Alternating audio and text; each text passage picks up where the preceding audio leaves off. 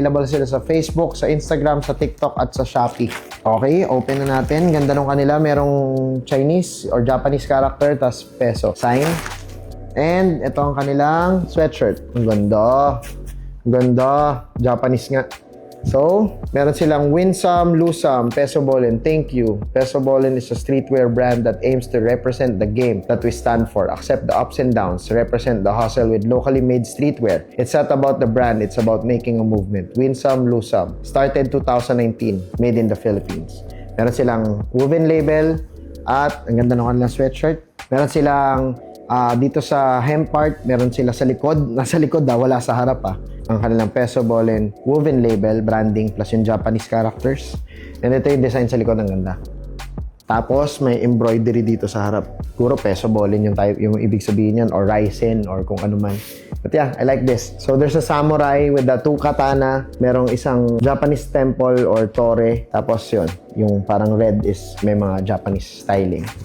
That's one. So ang kanilang 5th year anniversary, win some, lose some. Again, Facebook, TikTok, Instagram at Shopee, Peso Ballin Clothing. So that's Peso Ballin, B-A-L-L-I-N. Ballin. Parang Paul and Ballin. Shoutout sa'yo, Paul. So ito, black hoodie lang siya. Walang print sa likod.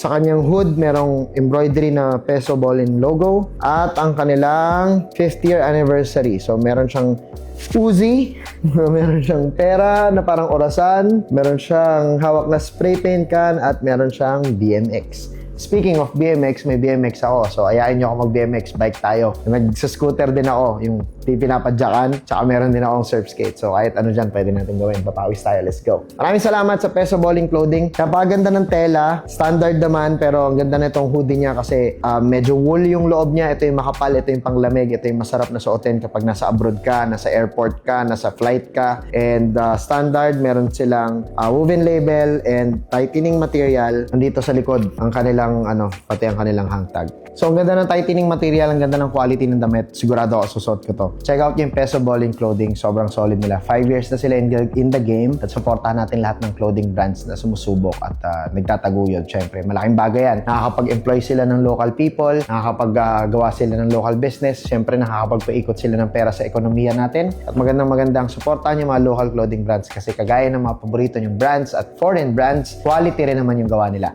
So, kung gusto nyo ng more pa nito, huwag nyo kalimutan mag-subscribe, mag-follow. Nagre-review ako ng mga brands, nag-unbox ako ng mga brands. Padala lang kayo, size 8.5, size 32, XL, kahit ano sa ulo. Keep on winning.